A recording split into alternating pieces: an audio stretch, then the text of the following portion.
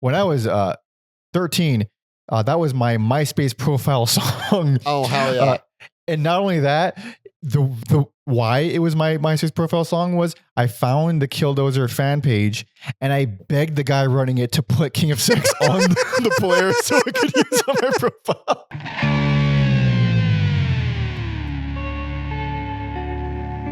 Welcome to Every Album Ever with Mike and Alex, the podcast where we listen to every single album in the world, whether we like it or not.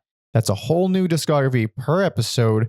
My name is Michael Mansour, and I'm joined, as always, by my man made of meat co-host, Alexander Volts. Say hello. Hello. And today, we'll be discussing every album by Killdozer. Killdozer! Yes, this is requested on Patreon by Booms. Huge thanks to Booms for supporting us and hanging out with us and suggesting Killdozer. Holy crap. We're not accepting any more requests because Alex is leaving the show by the end of the year. If you don't know why, check out our King Crimson Part 1 episode. But until then, we're fulfilling every request that was already submitted before a cutoff a few months back. And Booms requested Killdozer to my delight. I've been a fan since I was a young boy, maybe 12, 13. Don't remember exactly. 13 is probably the safest bet, but haven't listened to them in a long time, but have very fond memories. I've not heard most of these albums. I've only heard like 2 or 3. But what about you? Any experience at all? Ever heard of them? Anything? I think they did a split with the Melvins, so I was like familiar with their name, and I always thought it was an entertaining name, but for some reason I've never listened to their music before now. But closely similar in music. I do love some Weed Eater. So yeah, this is like this. I like dirty metal bands where the singers sound like if Cancer had a voice, this is what they would sing like. If Cancer was vocal in vocal form and from the South, that is definitely what they sound like. So it's safe to say, is Alex a Killdozer fan now? Yes. I'm I think some of these are gonna grow on me because they're these albums are short, so it's like before I know it, they're over. But there's definitely enough for me to like sink my teeth into and revisit the band. Yeah. Despite having not heard most of these, this was a tricky one. My picks, actually, these are going to be my weirdest picks. I say that loosely. Probably my weirdest picks in the history of the show. One of my weirdest, in terms of picks goes. I mean, we can't get that weird, but I do have a left turn unexpected pick for one of my picks because I have a lot of fond memories of a lot of these songs, and I like every album. I don't think they have a single bad album. What I'm giving best, I firmly in my core believe is best, but I totally hear another one that I think is probably considered. I think a different one is considered their best, and I totally agree that it is amazing. But I just have my own biases on this one. But having not heard them in so long, I forgot how goddamn funny they are. The whole thing, it's like one extremely well executed joke. Yeah, they definitely have a great sense of humor. Made me chuckle a few times. I don't really know where the Killdozer community stands on any of these albums, so I don't know what's a wild pick and what isn't. I will say, this skimming over the Wikipedia, it does seem like they are a very misunderstood band, as most of the reviews, at least listed on the Wikipedia articles, are not very flattering on any of the albums. So morons, absolute morons. This band is great. This band is so great. Then again, it's also not a band that I could totally get why they're not for everyone. They're, especially as the albums go on, they're not exactly the most. They don't have the biggest evolution. Like once they kind of settle on the sludginess, the sludgy kind of southern thing, they hang around there for a while. They do. I mean, they detour every now and then, but not that far. Yeah, and I don't know. I feel like socially unacceptable bands get their due sometimes. Like they seem very similar in spirit to not sound, just like spirit of like Big Black to me. So like, Oh, totally. I mean, Yeah. they were on Touch and Go, and if I'm not misremembering, no, they're definitely on Touch and Go. And Albini, I know he recorded their last album. I don't know if he recorded any others. I forget, but they're definitely associated with that whole group. And the sense of humor is absolutely on point with it. It nails it entirely. And it doesn't feel, it's like the right amount of satire where you go too far into it, you become like just a novelty. You don't go far enough, people think you're serious. They're like the perfect level of it, where it's like they have great titles, great song names, great album names. It's like, yeah, they're fun as hell. And even the vocals are a joke. Like we have like some notes here with like the backstory of the vocals. There is one album title that makes my brain hurt thinking about like what it means, but I think that's the point. Yeah, they're funny. They're extremely self-aware, but very, very silly. We have some notes here from our boy Tom Osman, who digs up some dirt for us and finds notes, finds interviews, snippets, does all the stuff. So we'll support him. We have two pieces here. One from our favorite retired critic in heavy air quotes, Mark Prindle. It was an interview that Mark Prindle did with vocalist and bassist Michael Gerald from 2003. I was really hoping you'd say Robert Christou. It's Robert Christou. He's back. He's back once again. I hate the man, and I have bonded now with great musicians who also hate the man. But and then another piece from 1990. It's an interview with Michael Gerald from the New Puritan, and these offer some pretty good insight. Also, it offers insight into just the personality. I mean, he's a funny guy, and one of the funniest things about him, that this could be maybe me misremembering over a year, because I learned this years and years ago. Maybe it's wrong info. I don't know. But I was told many moons ago that Michael Gerald, quit the band to become a lawyer, which I think is the most hilarious, just complete left turn of a career change from Killdozer vocalist. I mean, it does say that on it's in the Mark Prindle interview. He brings up being a lawyer. Yeah.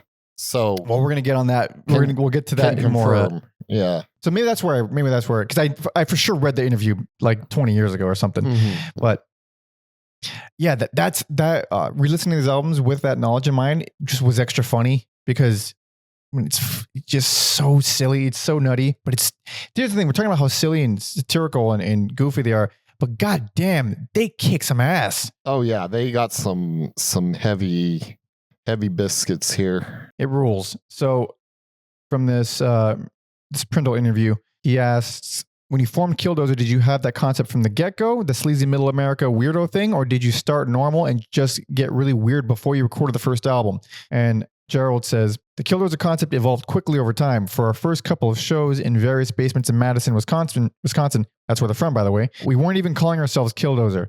As for song topics, I firmly believed in writing what I know about, so instead of songs about hobbits or space and astronauts and pool parties, we were inspired by the likes of Ed Gein, who was residing in the state mental hospital just outside Madison, biker gangs that didn't own motorcycles, old people collecting enormous piles of newspapers inside their houses, farming, drunks, bums and bag ladies, aka homeless people, and the many wonders of nature. Above all, the songs were meant to make my friends laugh. They also, hearing that, they laid the groundwork for Chat Pile. Like, oh yeah, like if people haven't heard Killdozer, but you've heard Chat Pile, like you'll love Killdozer. I didn't even think of that. Also the concept. I mean, Chat Pile's a very serious band lyrically and stuff, but like the same kind of song not genre and the way they tackle it, and the singer is a very, very funny guy. Yes, yes indeed. Raygun, that dude rules. Well, they all rule, but and then the question we're all wondering, how did you decide on that crazy gruff voice? Because the voice it's gruff, but it's so it's Cookie Monster gruff. It's so exaggeratedly ridiculous. I mean, he sounds like a cartoon character. He says, I did that on just one song when we were rehearsing, and the brothers Hobson, Bill and Dan Hobson on guitar and drums. I did that on just one song when we were rehearsing, and the brothers Hobson told me I should do it on all of the songs. I complied. Unfortunately for me, anytime I attempted to venture away from that style, I was met with a volley of objections. Even Butch Vig poo-pooed the idea that I should try my hand at actual singing, which might have something to do with the sound of me actually singing. I cultivated my voice with beer and cigars. Sounds about right. I was going to save it until we started talking about the albums, but I was not expecting Butch Vig to pop up here. Butch Vig is so closely associated with Killdozer that we wouldn't even know Butch Vig if it wasn't for Killdozer. That's how ingrained he is with the band. So he's in a very popular band called Garbage. And they connected first in Killdozer. The members. Oh, really? It all connects to Killdozer, dude. He owes his success. I mean, maybe not. I'm sure he would have been fine either way. Yeah. But it's interesting the way the stars aligned. So today, we're covering basically everything they did. That includes all 6 studio albums. We're going to be talking about one EP. It's not going to be included in our picks or in our full entries, but we're going to bring up one EP, and then I'm going to bring up the live album, the very last thing they ever put out. Okay. So technically, we're only covering the album's first one in 1984, last one 1995, but we're going to be sprinkling in other stuff as well when appropriate. So I think that about does. You ready to jump into it? I am ready. For this first album, and Tom notes it as one of the greatest album titles he's ever seen. I can't help but agree. This is 1984's Intellectuals Are the Shoeshine Boys of the Ruling Elite.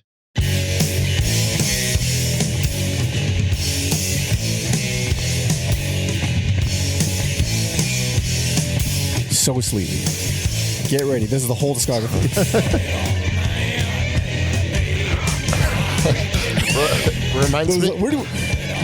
Reminds me of our friend who was on Slayer and Danzig, Matt Berlinski.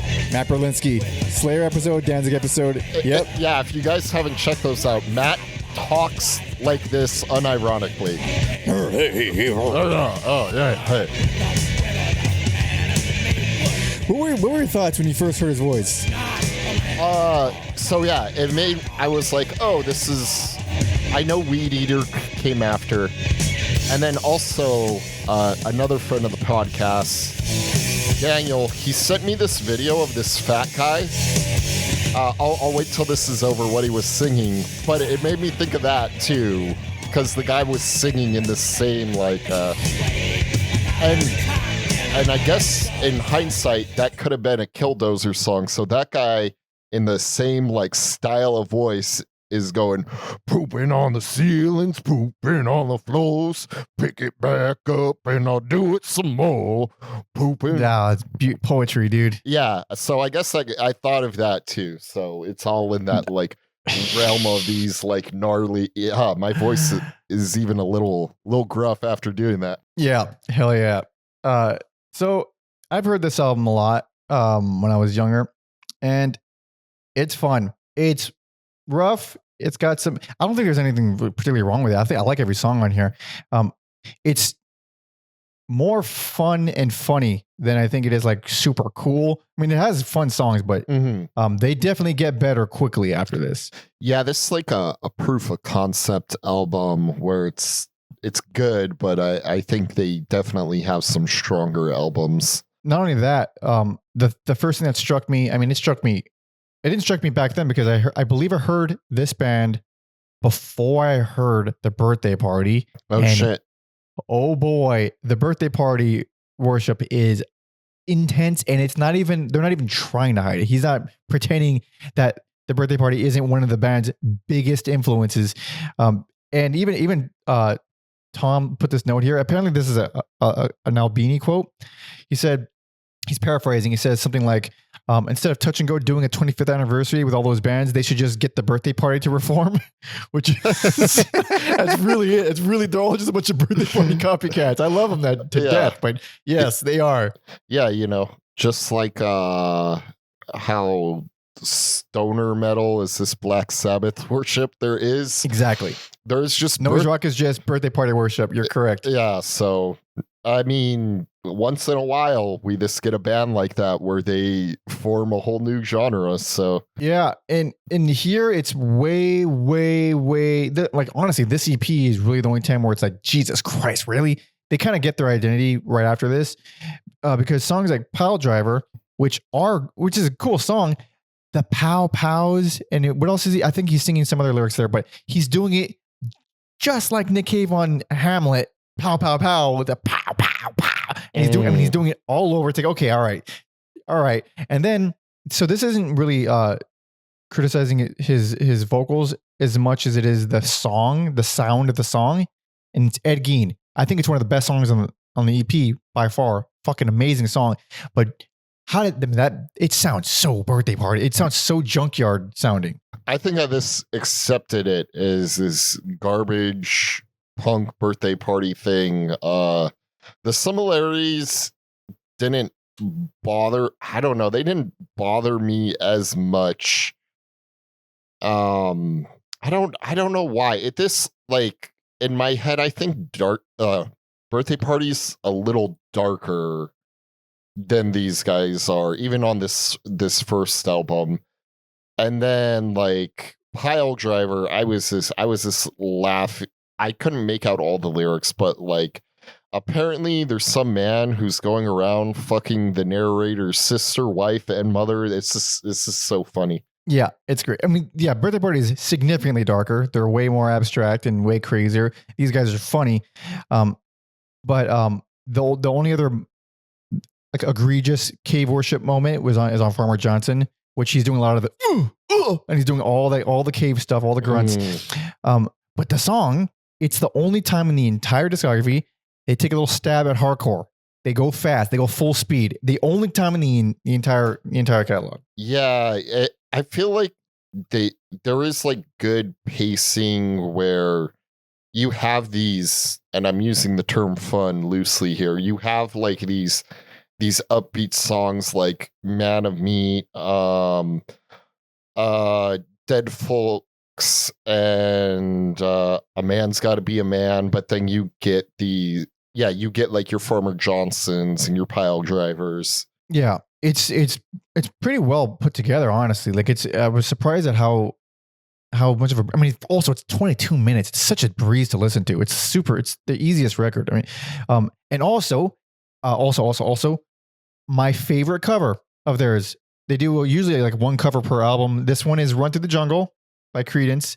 I like how they do it. It feels great. It's a sludgy Run Through the Jungle. Yeah, I like how unhinged it is. The like glass breaking sound effects in the background adds a level of filth to it that's nice. And yeah, the band is known for so much so they even have an album of cover songs that we are not covering here. Yes, because, well, they're covers.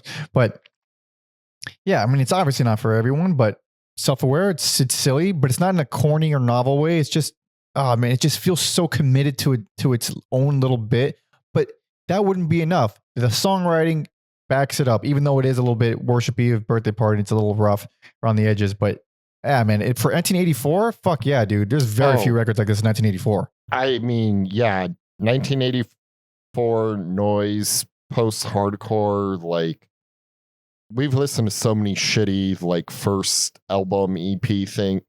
I'm talking like sound quality wise. So this is like in the scheme of that genre, this is a breeze to listen to. It's a breeze and also slightly innovative. It's like a contributor to pioneering sludge. It's like one of the, it's surprisingly, yeah. I didn't really, I took note that it came out that early, but it didn't really sink into like right now. Like, holy shit, that was really early to be playing this. Actually, yeah, it is. Yeah, unless you're, I mean, when the birthday party did it is bizarre, but I think like up until like the 90s, doing this kind of music is just like some of the most antisocial stances you could take as a person. Oh, yes. Yeah, because you thought being a punk was antisocial, but like, no, we're gonna alienate them too. Yeah, we're gonna piss off them too also. Yeah, like what is the quote unquote scene here? Exactly. Yeah, very strange. This was produced by Steve Marker and Butch Vig. So there it is. There's a garbage connection right there. Oh, it's Steve Marker also in Garbage? Indeed. Yeah. I didn't realize so many members of Garbage were from the Midwest. It's because like Shirley Manson is like Scottish or Irish. Something like that. Yeah. I'm not the biggest Garbage fan, so I don't know they seem like exotic, and they have these like sleek production that I don't really think about the Midwest at all. Oh, yeah, the roots are there. Humble roots. What? You ready for the second one? I am ready. Hell yes. This is 1985's Snakeboy. Greatest opener of all times? Yes or yes? It's pretty cool. They finally wrote a song about me, so. Sorry, I'm not that type of person, but I had to get in. For those who don't know the song, just wait for the first line and you'll get it.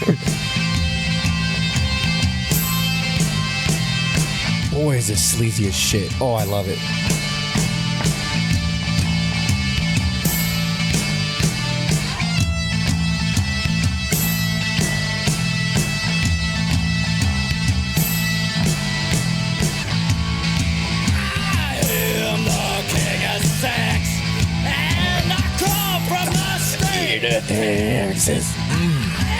It's so funny, like CCR before them, also not from the South.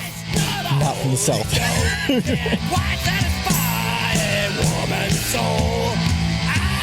I really love this song. It is funny, like it's funny, yeah. But oh, the female vocal. Yeah. The discography, they have these kinds of vocals too. It's crazy. All right, I have to lower it. So I have a little fun fact about that song. When I was 13, that was my MySpace profile song. Oh, hell yeah.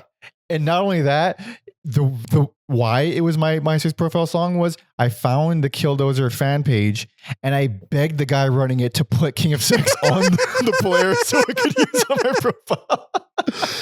Oh man. And having said that, best. I'm giving this one best. Nice. I know that's probably not going to be universally agreed on among fans. At least I don't think. But dude, this album is. I hear this and it's like, oh, this is just a classic immediately. Yeah. Again, I'm new to this Killdozer universe, but I could see it like going a few ways, but yeah, I'm not angry at that. It's a fun album. They're also I also think it's their weirdest album because you get these absolute fucking left fielders. So the most obvious one is River. I mean, what the fuck is in the grand scheme of Killdozer and every song they've written? What the fuck is River? And oh, dude, it's amazing. It would be so pretty and almost like cinematic if it wasn't for the Killdozer vocals, dude. So to give a brief it's such a it's a funny concept to even describe. You get this really messy punk song, you get these hilarious Michael Gerald vocals, and then you get the most intense and well executed violin. It's not just an amp. It's like a main part of the song. It's like the song is the violin. That is like easily one of their best songs in their whole catalog. So it's one of the most unique punk adjacent songs I've ever heard. It's crazy interesting. For sure. So you get that shit, and then you get before that we got Going to the Beach, which is, oh man, it feels so damn good. I mean, like these big open notes with these lively drums. It's super dark. I mean, the riffs just kick the shit out of everything off the first album. I agree. I love that drum beat that opens it, and yeah, the bass is like ringing, and then once the like guitar comes in, I know it's early in their career, but I'm like, that's the best riff they've written so far. I know there's more to come, but just to agree with what you said. It does. It's certainly because King of Sex is like this. I love it as it's a great opener. It's this hilarious thing. It's super. It leans into the thing, and then it comes in with this like, oh wait, these are like legitimately great riffs on Going to the Beach. Holy crap! And another reason I'm giving this one best is because of the pacing. You get River, which is this like what the crazy emotional but punky but weird, like this great song, and then he follows it up with I don't know how to pronounce it. What it stands for? LYLLYDE, track 4, and it goes back to the Southern sleaziness, but it's first of all, it's a great bass line, it's a great riff, but that contrast from River to that feels amazing. Yeah, it's a nice change of pace. Also, we've covered bands that will employ the harmonica to varying degrees of success throughout Indeed. My time here at this podcast. This is the first album on Don't Cry where I'm like, they've actually captured that like sleazy, and it's a weird point of reference from the Roseanne theme song. Like, that is one of the sleaziest harmonica songs I've ever heard, and Don't Cry captures that. That's hilarious, and it does. Yep. Yeah, if you like the Roseanne song, check out Don't Cry. You're using Don't Cry to cite Roseanne, which I find amazing, because you know what I'm going to cite with Don't Cry? What's that? The Undertaker. The outro, he sounds like The Undertaker. In fact, yes, I'm actually going to put it on because it's crazy how much he sounds like the fucking Undertaker. It'd be cooler if he sounded like Paul Bearer, but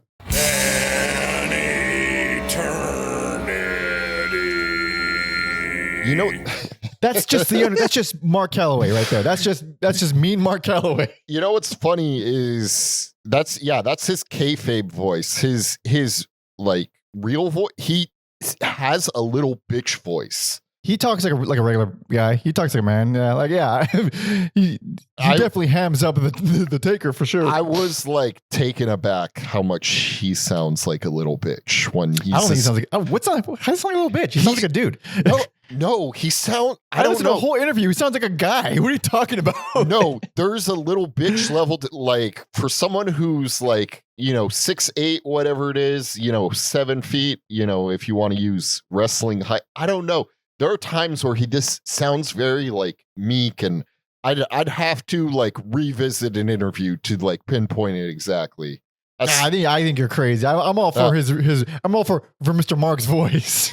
No, I stopped listening to that guy a while ago, so yeah. Well, he finally rested in peace, but I don't think he's dead. But and the one down point on the album, and it's not even that big of a down point. The Cinnamon Girl cover, I think, is too straightforward for its own good. It's it's interesting. I was like, well, what's the difference between Run Through the Jungle and Cinnamon Girl? Because arguably on paper, they're this Killdozer-fying these songs. They are. Yeah. Yeah. But the thing with Cinnamon Girl, it's they do one little change, but they change like the what do you call it? Like the pre-chorus riff from the original. It's like a slight little tiny change. It's not even that. It's almost not even of note what they change.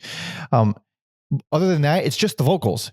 I mean, it's funny with the vocals. Whereas Run Through the Jungle, they slowed it down. They made it heavier. They sludgified it a little bit. And that's kind of the only cover I think that feels like they changed much. Most of the covers feel pretty straightforward. Yeah. I haven't heard the covers album, so maybe I'm talking my ass. Who knows? But I don't hate it. I have a fondness for it just for nostalgia. But I might have actually heard this before the original Cinnamon Girl. I didn't get to New York until I was in like my early 20s, and I heard this when I was a teenager. Well, whatever. What are your thoughts on Gone to Heaven? Another great. This may be my favorite drumming album. I think there's just so many. The drummers is doing so much cool shit on this album. Totally. Yeah, I noted the drums on Gone to Heaven as well. I mean, man, it does feel so good. What I think feels like it's kind of the epic of the album is Revelations. Like a dark western. I mean, that one. Whew. Yeah, that song and River are the two heavy hitters on here. It's just this punishing journey through a desert. It rules. Totally rules. Guitar lines are really great. Underrated solos too. I mean, a lot of the solos are really, really well done. And what else we got here? Burning House, another one with just fantastic riffs, lots of movement in the drums, this weird slidey bass line. It is a nitpicky thing, but BSOL and 57 do lose me a bit. But I think that's just due to like Revelations being so fucking heavy and epic. Like, I'm still thinking about that song when those songs come on. Yeah, it doesn't. I don't like 57 as a closer. I like the song fine. It's a little bit Sabbathy, but it just kind of feels Revelations would have been a much better closer. BSOL is one of the weirder things on the album. It has this happy bass line in like 9/4. I think it's 9/4. Yeah, it's like the strangest song on here, but I like it. But it is. I don't see it being a very. It's not a fan maker. For sure, yeah, for sure. They definitely raised the bar here and wrote two of their greatest, for sure. Like minimum, two of the greatest songs ever here. Yeah, it was like a huge leap forward where it just feels like a classic to me. Hilarious lyrics, great riffs. It is not perfect. Whereas I can make an argument that another album is probably more perfect, loosely, if you want to use that word, or it's just probably more consistent. It's probably a better album overall. But this one has such character to it and such personality. And I can't point to any fucking other albums that sound like this. It's just so insanely unique. And it's rough around the edges, but it's like the most, I don't know. It's definitely like the one that just stood out the most. Whereas the other ones, even if they're a better album in whatever way you want to gauge that, they're probably more similar to other albums in the discography. This one is not similar. I was just, having a bad time this week, but having as good a time as I could with Killdozer when I do get what you're saying, because I think like that's what I ended up giving best to, was like, okay, in my head this is the most like consistently good, and it feels good, and I'm assuming this is what is the best, like the album you're gonna point people to. So I would probably point to a different album. I'm giving this one best because I feel it. I feel the unique. I feel the charm from it. And here it is, tying it all together, which Tom so helpfully pointed out. What did he do? Who mixed this album? Duke Erickson of Garbage. That combines them all. They all come together on Killdozer. Yeah. Yep. Just everyone. That'd be funny if the next one was produced by Shirley Manson. That would be fucking hilarious. Yeah, I'm sure that it's not because of Killdozer. I'm sure they were already working together as engineers and yada, yada, yada. I choose to believe it's because of Killdozer. But might as well move on to the next one. Are you ready? Yes. Wait, no. Before we do that, the EP. Yes. The EP came out in 1986. The Burl EP, I think. Did you listen to it? I was swamped, and you told me about it last second, so I did not get around to it. At least one listener is going to be very, very disappointed. But I listened to it. If it makes people feel better, I will definitely be listening to it in the near future. It's actually worth it. I've heard it before. I didn't realize it. I put it on. I was like, wait a minute, I've heard this a million times. It must have been Robert had it on the background many times growing up, I'm sure. It's a great EP. It absolutely bridges the gap between Snakeboy and this next album, because I was a little jarred at first, and when I listened to the EP, it kind of put it together. It's the closest thing in weirdness to Snakeboy, I think, out of every other album. Okay, it's really funny. It's very fun. I'm not too big on the closer so much. It might be another. Is it another cover? It might be another cover. No, it's not another cover. It's called "I'm Not Lisa," but it sounds like a novelty song. Okay. It's pretty fucking good, man. Hamburger Martyr, the opener. It is a cover song. Is it? Yeah, by Jessie Coulter. She's a country artist. Well, makes perfect sense. It sounds like a cover. Yeah. But yeah, Hamburger Martyr, the opener and Cranberries, like these feel like classic Killdozer songs also. It's less than 20 minutes. It's an easy EP. Yeah, that'll be among my favorite records from them. It's pretty fucking cool. But on to the next album. Yes. Now, are you ready? Yes. This is 1987's Little Baby Buntin. Cotton balls, we're rolling. I love bass that sounds like this. Does sound good. Those drums, they got real shiny.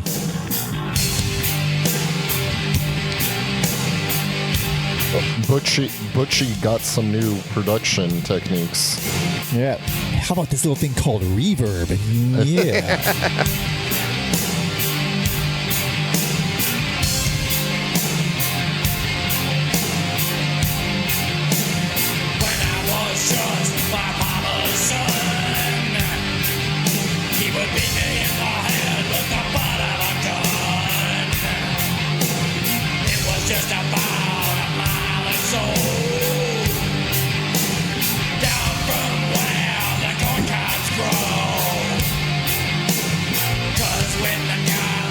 Also, one of my favorite album covers of theirs. I love this cover.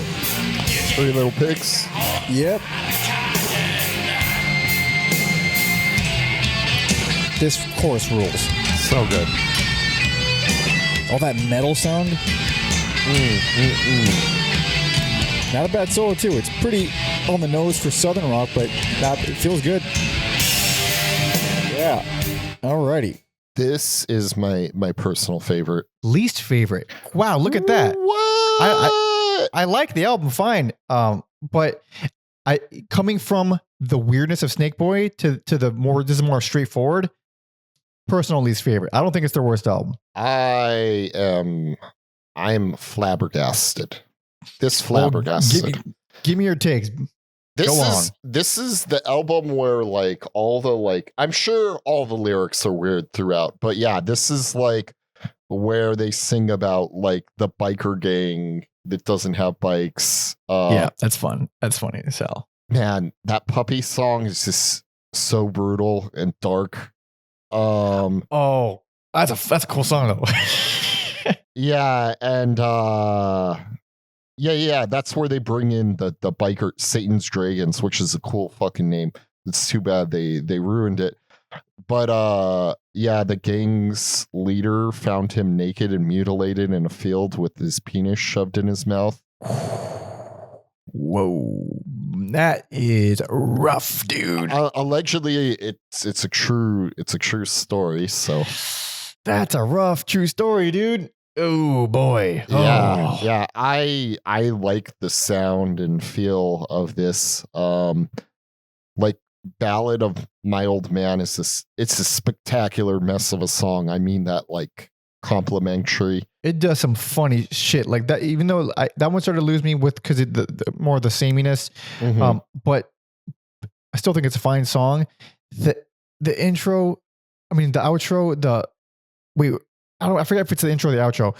The fucking la la la lollipop stuff. Was it the outro? I don't remember exactly. He's just screaming about lollipops. I mean, it's just. I think it's the outro. I think Hi There is pretty funny. I wasn't expecting them to bring in, bright guitars. Again, love the way the bass sounds, and like it's this very odd, almost like Lynchian conversation between two dudes. Yeah, that's a fun one. Yeah, is that the first instance of acoustic guitars on a Killdozer track that I can recall. Yeah, it's not bad at all. What else we got in here? Stuff, we got some ugliness on 3/4 inch drill bit. Ooh, the ending's so funny when he's just like, oh yeah, hacking up a lung, and it's like that one generic Italian song you hear all the time. I thought it was a country western ballad. I'm pretty sure they play. I don't know. Well, now we have to fucking listen to it. Well, now we have to listen to it. All right, here we go.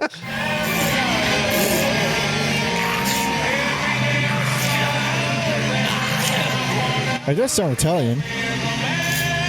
That sounds country western. Maybe it's Burl. That sounds country western, but it could also be Italian. How can we not figure out the difference? I don't know. Our listeners can't because we were talking over it. So, Oh yeah, well, whatever. You get the fucking idea. Someone knows what it is. Someone knows. Yeah. What else we got? Oh, what do you think of the Neil Diamond cover? I was like, this sound. I knew they like had like a cover song on every album. I was like, this sounds like them doing like a power ballad, and I was like, duh, of course, this is the cover song, and then it's so like it is a nice change of pace from all their other songs. I think I didn't love it, but it's just because I don't love the song. I mean, it's that's the thing with their covers. They pick songs that are so obviously covers. That's which it makes them funnier and a little bit charming. But also it's like, oh, this is like clearly disrupting the flow of the album or whatever. For the most part, everything except for Run Through the Jungle. That's the only one that I felt like really fit in. But other good stuff. We got Cyst with. I mean, it's got a full-on rock solo on there, which is kind of crazy. It's oddly groovy. I like it following I Said.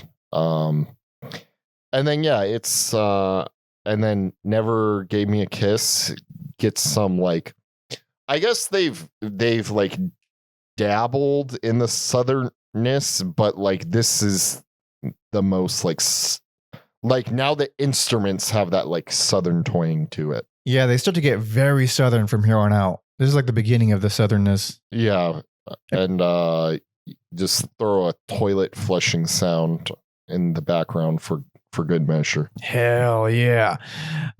Great. Another great, I mean, there's a lot of great vocal outros.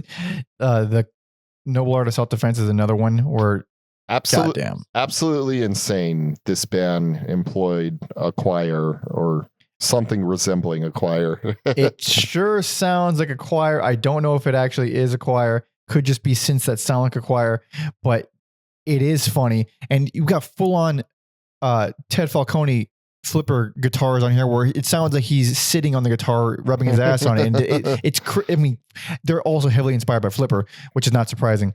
Yeah. But that's some nutty stuff. But yeah, it's still a cool album. Yeah, my personal least favorite, just because coming from Snakeboy, I was hoping for more integration with various instruments and weirdness.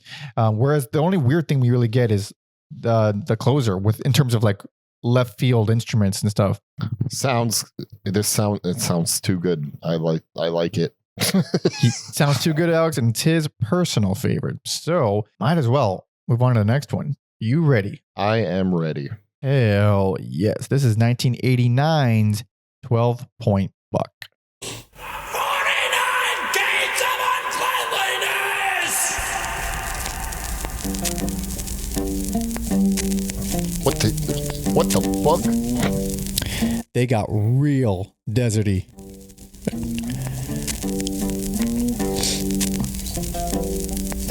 And yeah, this is also one of the best songs they've done. Easily.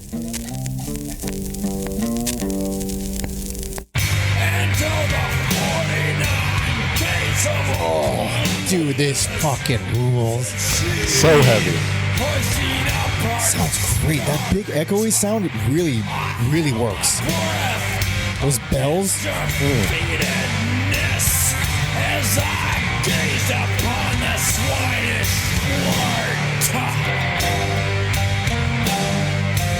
Oh, it's so Desert Sludge, man. Oh, it rules. So different, too. Yeah. I walked like a mule down in the pit for 7 long days and 7 lonely nights. That makes 1 week. Yeah, those drums sound so big, they almost sound industrial. They do. I didn't think about that.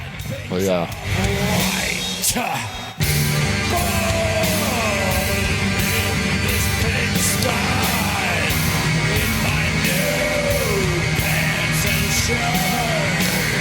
supposedly this was the album Subpop Third, where they're told Nirvana, you got to get this guy to produce Nevermind. That's the legend, is that this is the album that, got Kurt to get Butch Vig for Nevermind. And Also, thus solidifying his legendum. Yeah, I just read that right now, but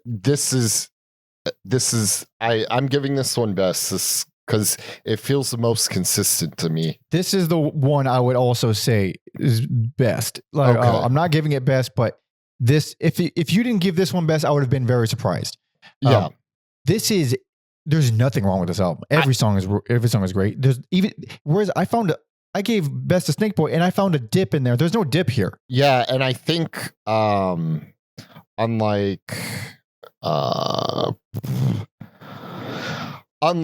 Little Baby Button, this one is a good, like, you get the heaviness that I like from that last album, and you get the maybe not the weirdness of Snakeboy, but they definitely venture into like Ween Butthole Surfers type weird things. Give me some citations. What are you thinking? Oh, like Space 1999. Like, that's just a horny, funky porn song. Yeah. Oh yeah. It's Yeah. great. Yeah. Lupus bringing in those horns are this crazy. Yeah, those are some good ass horns. Yeah, they work. Richard, one of the best songs. Easily one of their best songs. Holy crap. That is, I mean, on the album and maybe in the whole discography, it is very sinister, very scummy. And I think especially on this album where you have things like Space 1999, where you're like, man, that's an evil fucking song. It's an evil song. This is the last time I'm probably going to say, oh, he's doing some Nick Cave there, because he's doing another side of Nick Cave with the Hush Devil vocals. He's doing that Nick Cave there, but it's still great. I mean, it's one of the darker songs. It's definitely darker in terms of the way the song actually feels, not just the lyrics. I don't know what Man vs. Nature is about, but I found the random celebrities coming up on the song very funny. And I was like, is this like Killdozer's version of Gilligan's Island? Why not? Why not? It certainly is one of the grimiest things here. It's great. Yeah, I like that one too. And then we take a turn toward the happy, which is pretty good for pacing on Gates of Heaven. Oh yeah, I also noted that. I was like, this is delightfully weird, and like the instruments are oddly uplifting. So I think I don't know if this is a song about Heaven's Gate, but I'm like, oh, that fits in the Killdozer universe of like serial killers and cults. That would make sense. Sure would. But I do like it as well. What is it? We got some extremely Beefheart sounding slide guitar on Pigfoot and Bear. Oh, beer. It is beer. Is it beer? I put Bear like a jackass. Beer. Hey, Pigfoot and Beer. These typos happen sometimes. Indeed. Yeah, Free Love in Amsterdam. That song rules. Yeah, it like fluctuates between this like garbage punk stuff, and then you have like the garbage ballad thing they kind of did with the Neil Young cover. Yeah, exactly that. One half is maximum sleaze, and then the other half is just light and catchy, but it's still sludgy and heavy. But it's just like, oh, there's a little bit of hope there. It's fun, and there's also a fucking accordion at the end, which that's also fun. Also, I don't think there's a cover on this album. There's no cover on this album. That's right. Yeah. Yeah. One of their good, great Western songs, Seven Thunders. Oh yeah. And then they throw this whistling in that makes it even more charming. I noted it on that one, but I could say it about a lot of songs. This is a lot more of a ranty vocal album than we've gotten previously. Lots of storytelling, rambling, it kind of fits, not want to say better, but it fits really nicely. It does fit nicely. And then the closer, Ted Key Beefs, which I don't know what the fuck that means. Nope. It's probably like the noisiest song on the album. Yeah, it has this characteristic recurring guitar lead there that I dig. I felt it ran its course a little quickly, but it's still solid. Still solid track. Yeah, there's every song on here. I mean, it felt like, even though I didn't hate the last album by any means, but I was like, all right, well, it's not. I don't love it. And this one comes in, it's like, oh wait a minute, everything is great here. That's like. It just felt so much noticeably better. I don't know. Even though there's other stuff on other albums that maybe I like maybe I like more songs on them, like bigger highlight. I think the highs are higher. This one, I mean, top to bottom, it's just super consistent. I love it.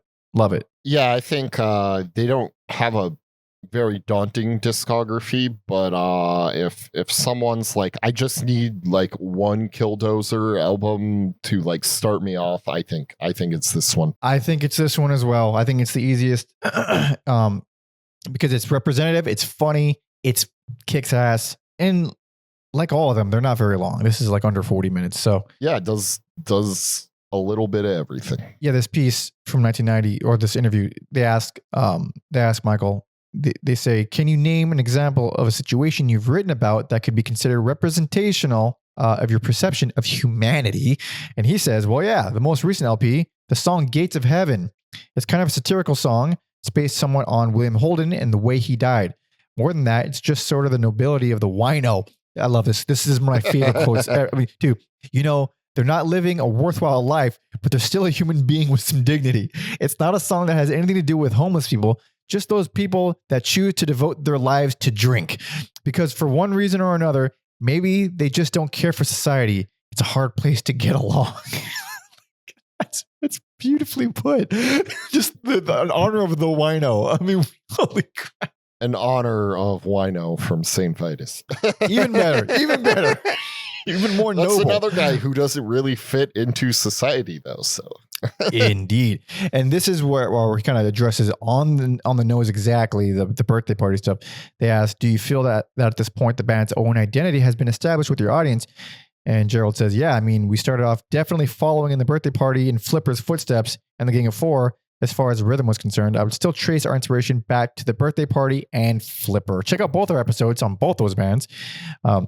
R.I.P. to Bruce Luce. R.I.P. to Bruce Luce. God damn. Yeah. Inappropriately talked about it on the clips.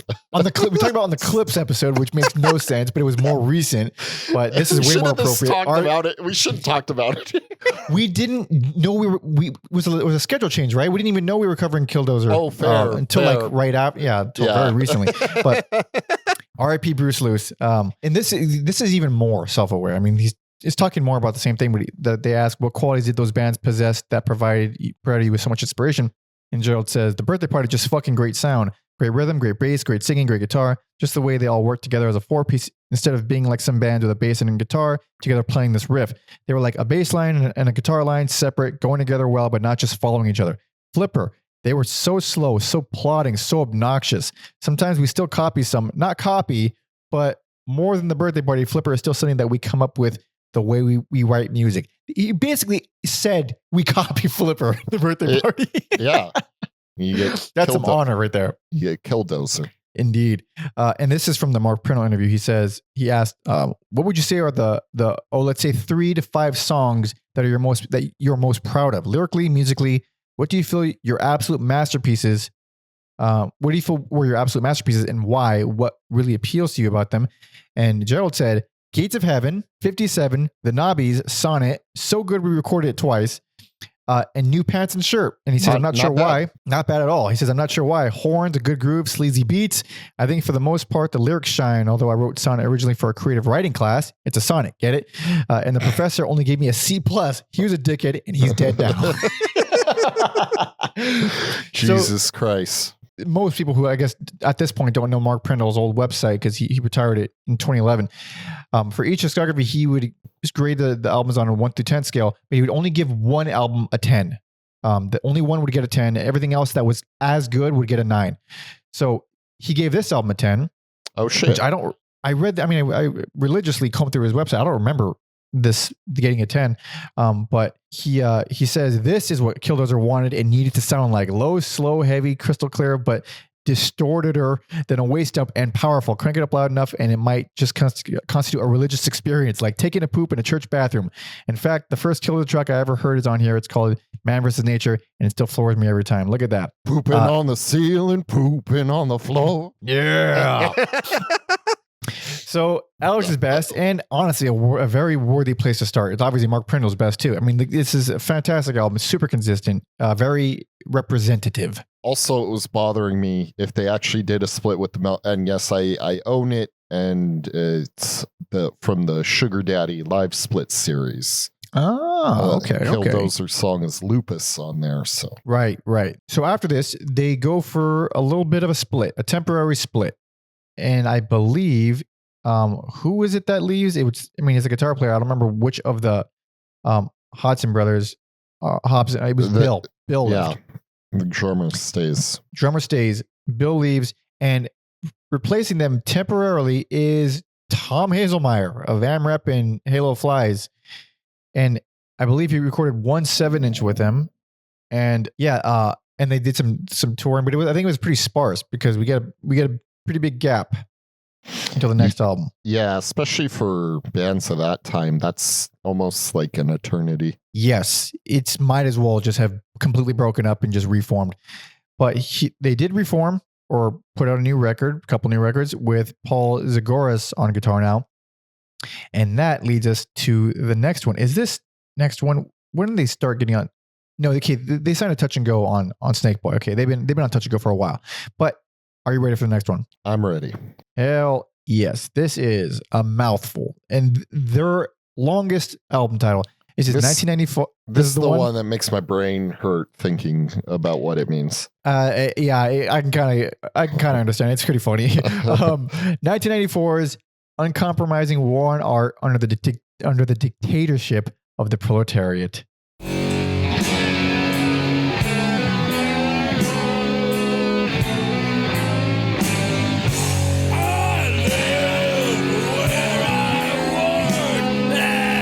So we got more of the same, but I'm not complaining.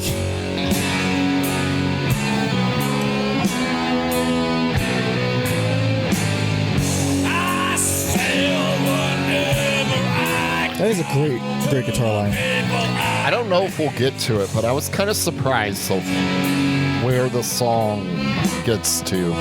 Yeah, around a minute and a half, Killdozer will change.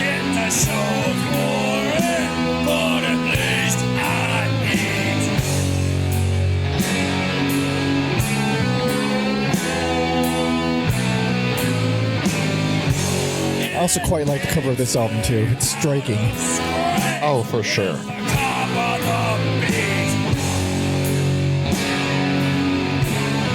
I want to get to that change. It should be coming up soon.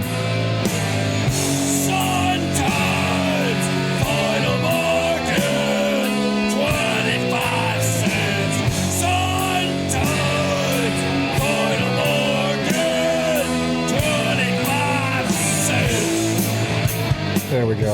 Now we're like feel good hard rock shit. Feel good hard rock. All right, so there we go. They're back, even though they're we didn't wait long to hear this album, but they're back. Yeah, this is there's a few things I like on here, but this is my least favorite. Really, this one? Man, it's not as good, but I like this one a lot. I actually like this one a lot. I like them all, but I ended up giving it to this one because man, that's a rough stretch at the end there. Like it is those songs. Right. You don't like Das Kapital? It's got some nice chunky riffs, but it's like we just heard Earl Scheib or Earl Scheib, yeah. And it's this like dirty, dreamy, like garbage psychedelic song. And then so I don't know. I don't know. I wanted like a pick me up after that. That pick me up completely picked me up. Das Kapital has some nasty chunky riffs. And then the issue is I think Pig Was Cool is so much better. I don't know if I would say it's better, but I do love it also. I like them both a lot. Yeah. The Pig Was Cool is my favorite song in that like stretch of of longer songs there. I will give you that Working Hard or Hardly Working is a rough closer. It's a rough closer. It goes on and on and on. I may have been a little more conflicted. If the album had ended on Pig Was Cool, I may have looked over my life. But perhaps. Working Harder, Hardly Working kind of was That'll the break. final nail in the coffin. That'll break it. Yeah. So that song, along with Enemy of the People, are the only two songs I don't care for. Everything else I either like a lot or am just fine with. Like Knuckles the dog who helps people. One of the fucking greatest. I think that's one of their greatest songs. I love, and I cited it. Sorry, go on. I cut you off. Keep going. You did. Because I like vaguely, because that's such a unique song title.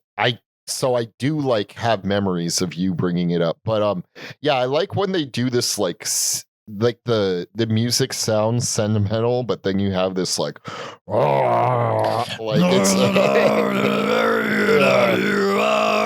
yeah. So it's like this weird enduring thing to me. I love it. I love that song so much. It's so catchy and wholesome and pretty and like nice.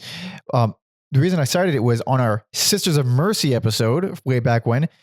The closer on First and Last and Always, Some Kind of Stranger. They have this guitar line, and when I was listening to it, I thought, why do I know this? Why do I know this guitar line so thoroughly? I've never heard this album before. How do I know this? And I was about to text my brother, hey, what does this song sound like? And as I was writing, I was like, Knuckles the dog. And then on that episode, I put them on side by side. They are identical guitar lines. Identical guitar lines. I'm gonna have to do a back to back. We're doing it right now, baby. Let's do it right now, because we're also at the point where I know Sisters of Mercy was last year, where like if someone convincingly told me I covered a band, I would just believe them. Really? I've only gone back to Sisters of Mercy like a little bit since that episode. But I do have fond memories. I do like them quite a bit. I completely forgot we did that. Wow. I think it was like my pick too. I was like, we need like a Halloween. Yeah, it was for Halloween. Absolutely. So this is Some Kind of Stranger by Sisters of Mercy. Here we go.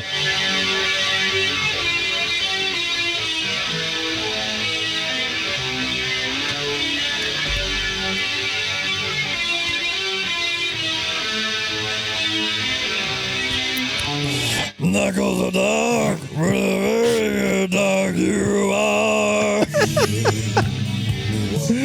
So, for those who don't believe me, here I'm gonna pull up the other one. It's the same. Identical. It's even the same key. Same key. Same. Wait, when did that Sisters of Mercy album come out? Like 85. It was like 10 years prior. Oh, so Knuckles the dog sounds like Sisters of Mercy. Absolutely. Yeah. Okay. I don't know if it was a blatant rip off. I mean, it's note for note the same key and everything. It's crazy. That Sisters of Mercy one is got some fucking reverb on it though. It sure does. I love both songs. I am partial to Knuckles the dog because I got it much sooner, much earlier, decades before Sisters of Mercy. But back to anyway, what the hell are we talking about? Yeah. Turkey Shoot is some of my favorite Killdozer riffs. So this is why I'm surprised you're giving this worse, because of riffs like that. The riff on Turkey Shoot is one of the most creative and evil riffs ever. I mean, I guess, in the scheme of things, this falls into the category of, I guess they don't have bad albums, but, I have to do it. Yes, you do. Your life depends on it. Yeah, and there's other stuff here that's just decent, sleazy stuff, hot, nasty, decent. Grandma Smith said a curious thing. It's fine. It's nothing special. I disagree. I think Grandma Smith is the greatest ZZ Top song ever written. They do like some ZZ Top, that's for sure. And then Hot and Nasty is funny because that's the like token cover song from some fucking southern rock band I never heard of, but I'm sure they were big in the 70s. Oh, Black Oak, Arkansas? I have no clue who that is. Yeah, I just assume if you were in a rock band in the 70s, you gotta play like an arena like once. That was like the rules. It was a lot of it was a lot easier back then. Holy shit. Click on that band's Wikipedia and go down to the members section. Oh, okay. So we're gonna go back. Black Oak, Arkansas. Also go down to the discography section. What the fuck is this band? Oh my god. Oh my god. What the my fuck? god. Oh my god. Oh my god. Holy shit. Oh my god. Do they even have an original member left?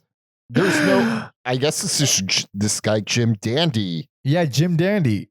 Holy shit. This is one of the most obscene members list I've ever seen. Yeah, now go down to the there's no way we're counting discography. that. That's like 40 past members, 40, 50 at least. Yeah, now go down to the discography. The discography is I can't believe Their most recent album came out 2 years ago. they're still going. Whoever this band is, they're still going strong. They're fucking insane. I never want to talk about them on a podcast unless it's in passing or like, oh yeah, that one album's cool, but like, holy shit. So here's the crazy thing about this band from the 70s that is still going today with 1 million albums. Only their first 5 albums have Wikipedia entries on them. Although they have a song called Happy Hookers, so like I could kind of see why Killdozer would like this band, why they were drawn to this band. Anyways, that was a fun little detour. Holy crap. Anyway, that's some wacky stuff. As for little not really backstory, but this was produced by Brian Paulson, who I believe, if I'm not misremembering, produced Spiderland by Slint, which I think is pretty badass. Also, from one of the funner Minnesota cities to say Bemidji. Bemidji? It's so funny, I think. Whoa, that doesn't even sound real, dude. Sorry to all the Bemidjianers. Bemidjers, yeah. Yeah, there it is. Bemidji. Whoa, that's a hell of a name. He's also worked on a bunch of other shit like Dino Jr., Polvo, US Maple, Royal Truck, Super Chunk. Was it Wilco? But yeah, Alex's worst, least favorite, but I like it. I think it's also just it's a solid ass. It's got some highlights. It's got some of my favorite Killdozer songs on here. It's not the most consistent. It's not I wouldn't start here, but goddamn, I like it a lot. There's some good stuff though. But might as well move on to the last album. You ready? Oh, I'm ready. Hell yes. This is the final album, final studio album. This is 1995's God Hears Pleas of the Innocent. You don't want me to sing, do you, for Christ's sake? We're rolling. This is the good one. Take 5. That sounds like Albini, dude. Yeah, this is their best sounding album. Oh yeah. But it still sounds like Killdozer. Oh, sure.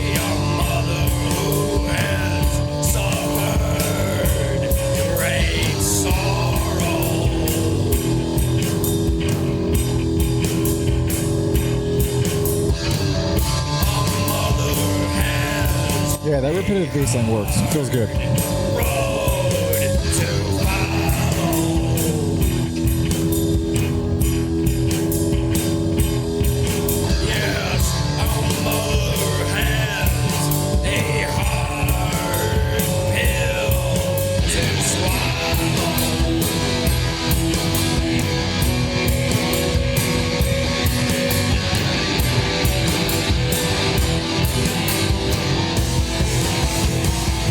God, those drums sound so good. Fucking rules.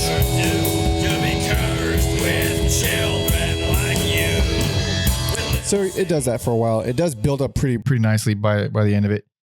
And I'm giving this one worst. And I like it just fine.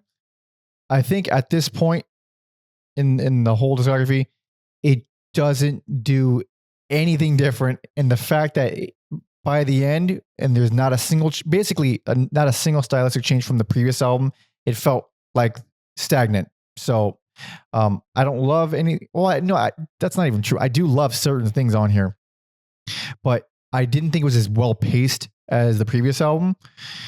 and that alone. So it feels like the last album, not paced quite as well. It's a little bit more redundant, therefore worst. I thought it was paced better. Wait, you say it's paced better? Then how do you excuse fucking Poor Man as track 3? I don't know. It works for me. I like You like the cover? I do. That's the only one where like you were saying they kind of stand out, the covers. Like I just thought that was a Killdozer song. Really? I did. Wow. It's done very similar.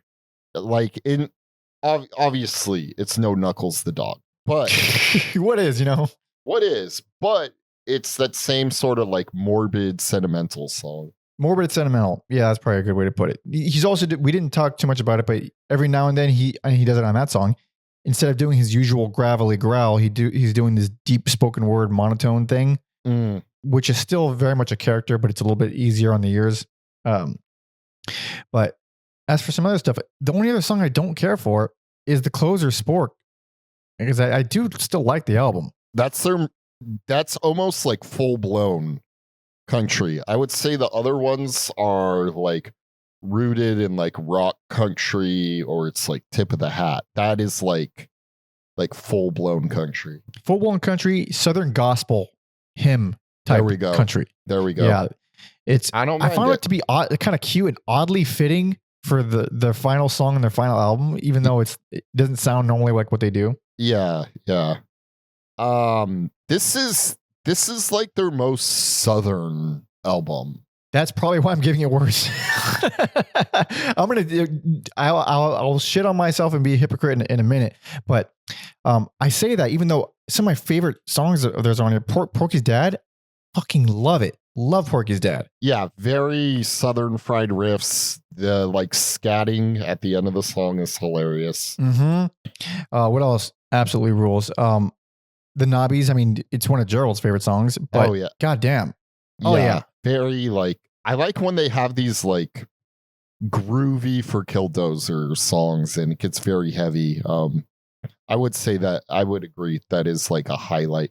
Great stuff. I love Buzzard. Like in my head, like that's what people in Texas roadhouses should be listening to. It feels great. Yeah, it's definitely mean and Southern for sure. But yeah, and there's a section on like 115. It kind of speeds up a little bit, gets a little bit of an energy boost. Still all very Southern, but man, I dig it. Daddy's Boy is another fast one, very lively, and it feels even more lively because of that spacious ass production. I mean, it's also more punky than they usually go, so it's novel for that. Yeah, I think the like beginning of that song is what they're trying to play, and Paul doesn't understand jazz, which is fair. Oh yeah, which is like a little jokey track of them trying to play this thing. And then I was surprised that song ended up hitting hard because I thought it'd be like more of like a weird time signature song. Yeah, it ends up being very straightforward. The chorus to Big Song of Hell, I think, is one of the most interesting things on the album. I dig it. I like that is the nastiest song on the album for sure. Very nasty. And I would also use this quote. I say quote like I'm saying it. It's a quote by me. I would use this sentence to describe the whole band, as well as the song Cannonball Run 295. It's a song for dirtbags by dirtbags. This is a band for dirtbags by dirtbags.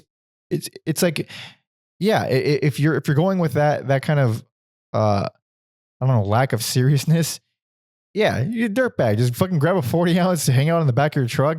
Fuck yeah, dude. Have a good time. All right. Hell yeah. Cannonball 2 is so fun, and it's over before I know it. Yeah, it's very short. And then the epic of the album.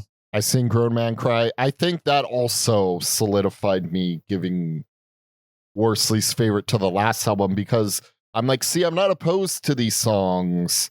Like, this one works for me because it's the only one. Yeah, it's straight up sludge. Straight sludge. It's lengthy. It hits hard. It rules. I dig it. It's one of my favorites.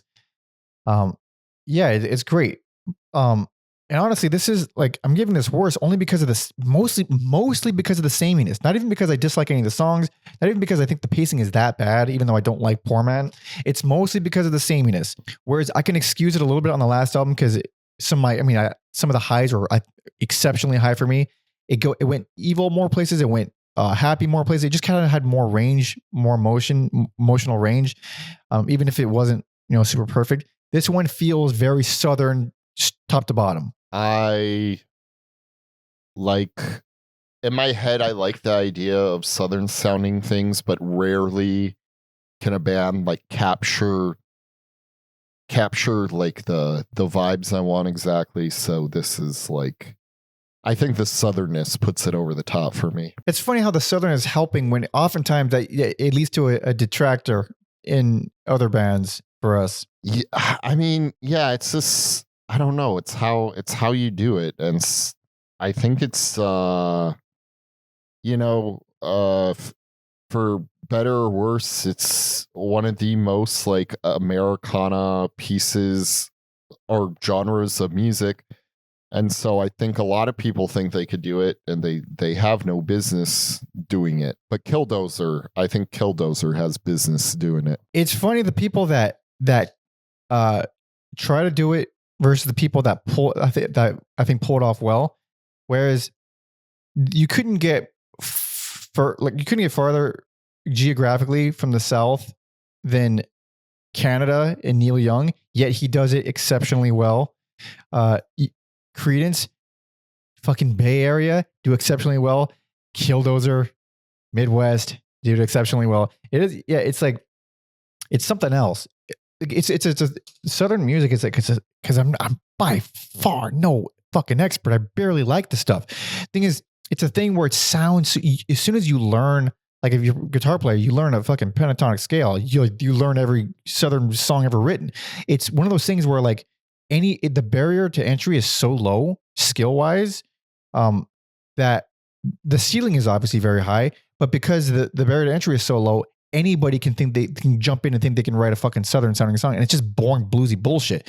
So when you get a band that's actually creative and funny and you get all those ingredients together, it's actually fucking cool. And I'm not a huge Southern rock guy, but goddamn, this rules.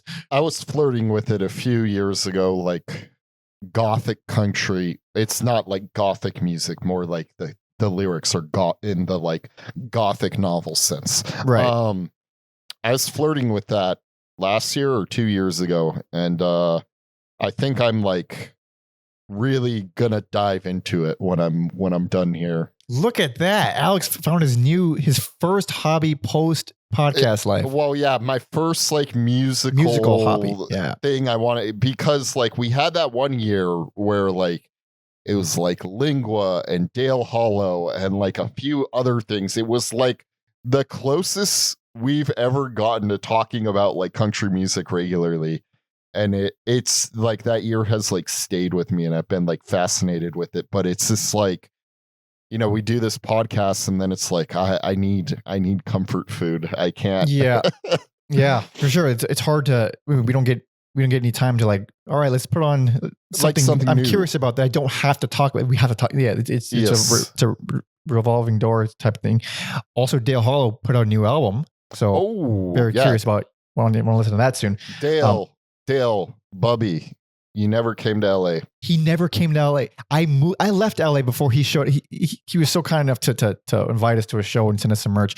And yeah, he was like, hey, whenever I'm in LA, I'll get you guys in the show. And he just never came to LA.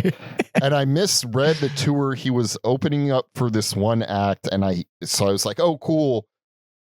But I think it was like he was doing like stage. I forget what it was. I think it had to do with like contractual. Maybe he was like some music festival, so he couldn't do LA. I forget what it was, but but Dale, I hope come back for Alex's sake. I'm nowhere near LA anymore, but yeah. Also, yeah, I went. Was it this year went to my first country show. Hell yeah, dude. Hell yeah. And you're a full convert now. You got the hat, you got the buckle.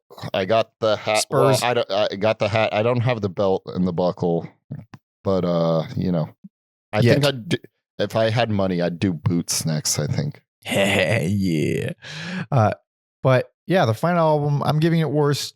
But I still quite like it. It's not my least favorite. I actually do prefer listening to this over Little Baby Buntin. Just because I have some soft spots for a lot of songs on here. You're a maniac. This is a chaotic band, so I don't have any knuckles in these fights. So here's the thing, and I bet you didn't catch, but astute viewers and listeners caught it. I didn't give a personal favorite. Oh, yeah. I thought you he- just threw that on the Snakeboy. No, that was just so personal favorite, and this is gonna be a first for two firsts. I'm giving my personal favorite to the Last Waltz, their fucking live album. Their last live album.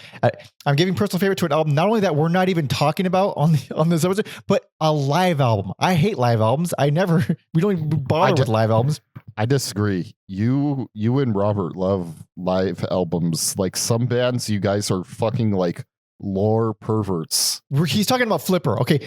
Public Flipper Limited is a great live album. It's hilarious. It captures the personality of the band perfectly. Y'all should listen to one of the longest and most exhausting punk live albums ever made. It is way too fucking long. I'll give you that. But Last Waltz. So this was originally put out in 1997, and I have the most fond memories of this album because it's the only one I own on CD. I bought it in like 2005 or something. I think it was just reissued in 2006 or something, and I bought it when it came out, and I played lots and lots of the very first God of War while listening to this album. So I can't really detach this album from God of War, which is very strange. I mean, we talk about the strange video game music associations all the time, but this album or this live album, it's mostly songs from God Hears Pleas from the Innocent or God Hears Pleas of the Innocent.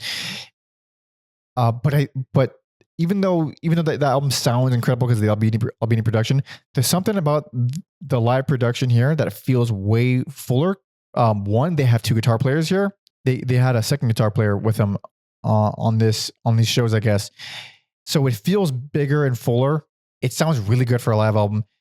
The choice of songs, it's really like nothing from Snakeboy at all, which is already like interesting. But it's got, fucking opens with Porky's Dad, which I think is an excellent opener. It's got fucking Richard on there. It's got Nose a Dog, of course. I've seen Grown Man Cry. It's got a lot of great songs on here. Daddy's Boy is renamed to Mama's Boy on this one. Cannonball Run 295 is renamed Cannonball Run 397 on here. And the little banter in between is funny. He's a very funny guy. And there's something just warm about it. I love the track listing. Like I said, the production feels really good, even though it is live. And I love, it's a warm fucking blanket of an album. I will keep going back to it. I went back to it to just, by the end, I was like, yeah, I still have such fond memories there. I still love it. And this quote on the back of the CD, which I always loved, it says, because on the back of the reissue, it's not on the original, I don't think, but on the back of the reissue, it has a flyer for the last show ever. It literally says last show ever, November 15th, Killdozer. And this quote, it says, "The Observer may notice that the flyer reads November 15th, but the show was recorded on the 16th. In order to accommodate Steve Albini's schedule, Killdozer's final shows in Milwaukee and Chicago had their dates flipped on short notice, hence the graphic inaccuracy of the original Unicorn flyer. Fucking Albini." Also, didn't they call like their last show we're fucking done or we're break? Yeah, what was it called? Like, fuck you, we're done. Yeah, fuck you, we quit. That was the name of the name of the tour. And then when they got back together for a few shows, it was fuck you, we're reuniting. And on the Last Waltz CD, yeah, the actual CD on it says "fuck you, good night." Oh, nice. Yeah, so they're nothing if not consistent. I do see Michael Gerald did a cover of Christina Aguilera's "Beautiful," and I want to hear that. Whoa. Yeah. Whoa. Holy crap. As for the final wrapping up of the band, this is from the same Mark Prino interview. He says, "Why did you finally close up Killdozer's shop?" And Gerald says very succinctly, "I wanted to pursue other interests." He said, "Have you been playing music at all since the band ended?"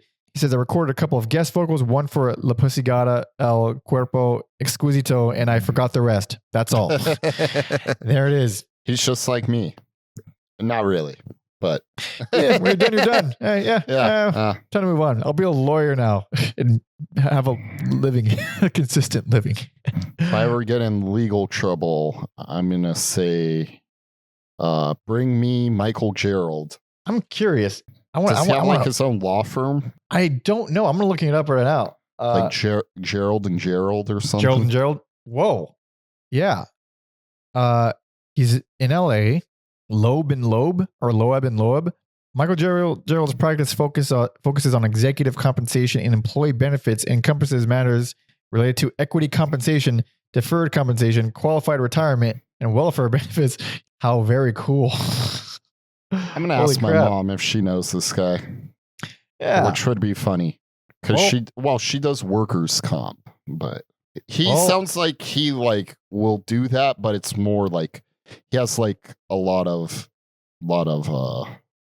hats he could wear. Indeed. If he can front Killdozer using that voice and then also do all this shit looking like a total nerd, which that's God bless him. Also, you had a chance to talk about DeCreutzen. Oh, DeCreutzen. I forgot about DeCreutzen. Yes. I almost got out of we almost got out of it. Under a 2-hour podcast and I fucked it up. Afraid not, Alex. We're going to cross that 2-hour mark, son of a bitch. Because on the Last Waltz, they got, I believe, DeCreutzen's guitar player, Eric Tennyson. There it is. On the farewell tour. Yeah. So they replaced Dan on drums. That's right. By the end, there was no original members. I forgot about that. Yeah, they got DeCreutzen's drummer. Yeah, a band that recently reformed under a different band name playing DeCreutzen songs. I'm very curious how that's working out, but more on that at a different time. Yes, hilarious. Yeah, that about does it for this one. God damn. Let's do a little recap. For me, personal favorite, Little Baby Buntin. And then best 12-point book.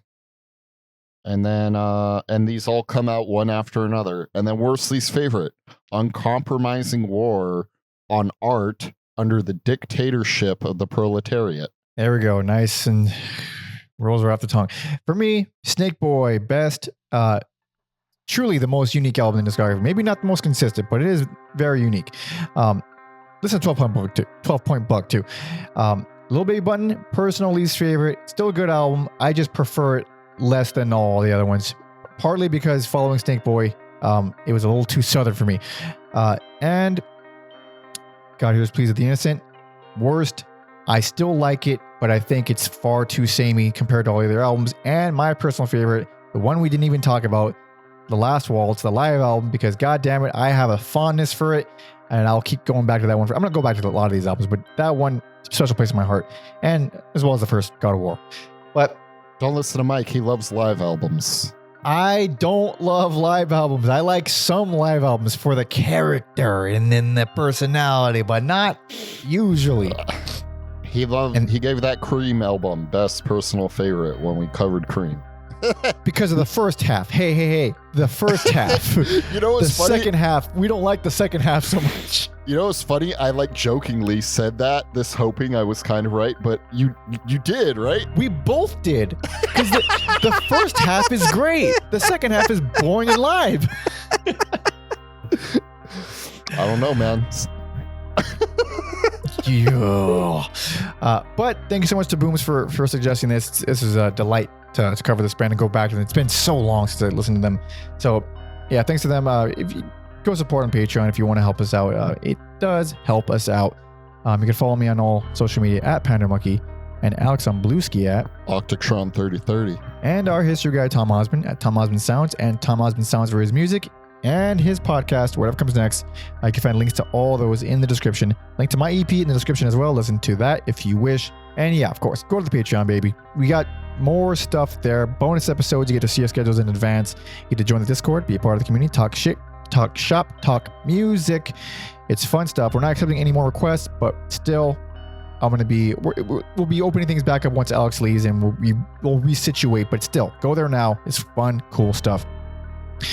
And I think that about does it. So until next time, see ya.